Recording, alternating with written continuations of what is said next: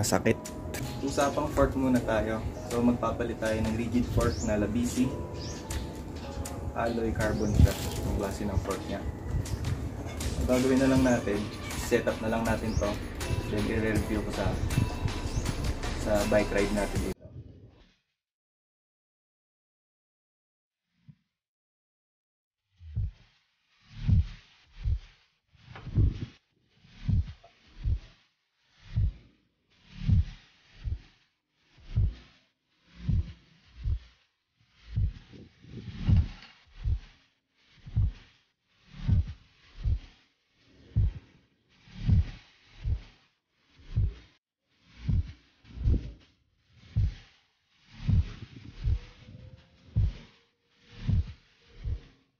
Natin ito sa level 3.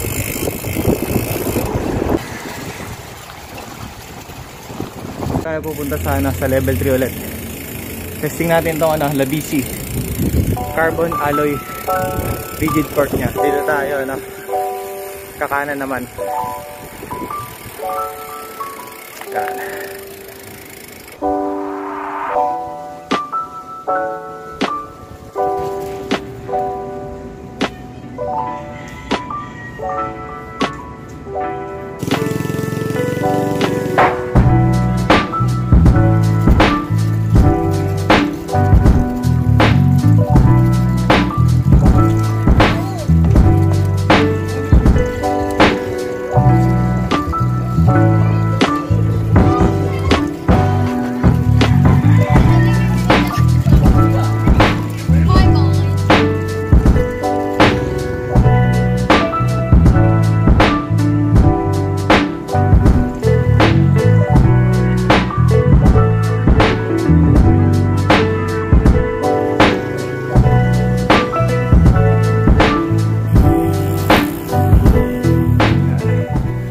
Siguro dito na lang natin i-review tong Labisi fork natin.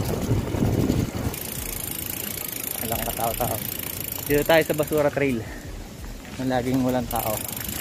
Ito na lang i-review yung Labisi fork kasi sa lugar namin medyo maraming aso. Dito medyo tahimik.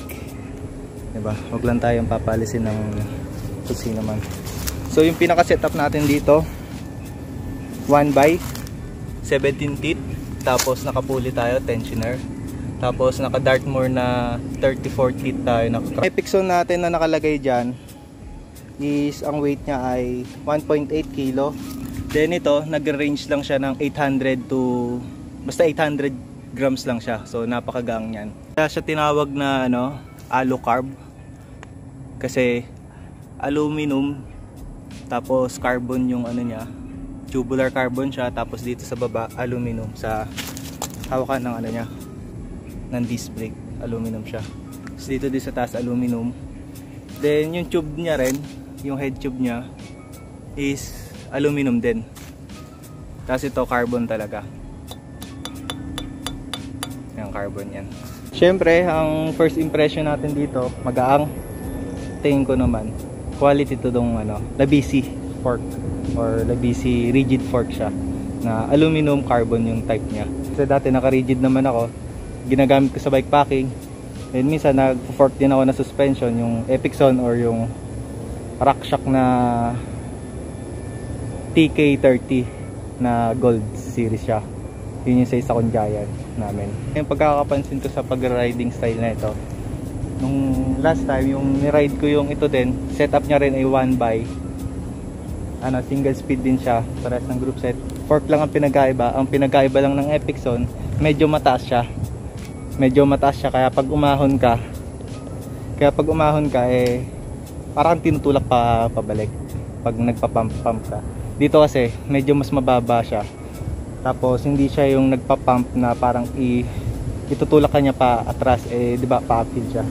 So yun lang yung siguro nito. Maganda lang dito sa rigid fork na to. Kasi mas mabilis siya sa ahon, sa patags mas mabilis. Kung sa medyo rough road, mag-ingat na lang kasi baka mamaya bumigay. Pero mamaya itatry natin dito sa trail na to. Ida-downhill natin ng mabagal lang naman. Ilang muna siguro, hindi naman tayo magaling mag-review. Sa first time ko rin magkaroon ng ganitong carbon na fork na rigid. Kaya ingat-ingat na lang. Ito yung nagpatibay sa kanya, yung combination siya ng aluminum, carbon, aluminum. So ito try natin to i-downhill dito. Tara.